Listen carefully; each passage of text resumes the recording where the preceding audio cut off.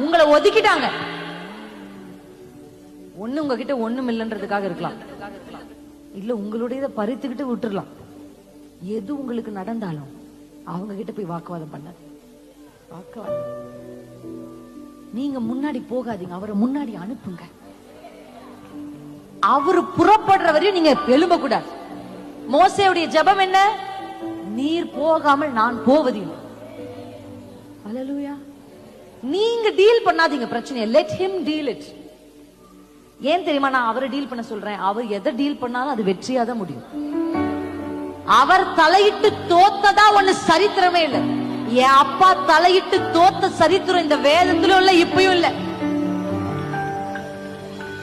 அவர் எழுந்தருளட்டும், அவரு புறப்படட்டும். அதுவரை நீங்க செய்ய வேண்டியது என்ன தெரியுமா? அறைகள்ல உட்கார்ந்து, ராஜாமங்கள்ல எழுந்து, அதிகாலையில் எழுந்து, கரத்தை உயர்த்தி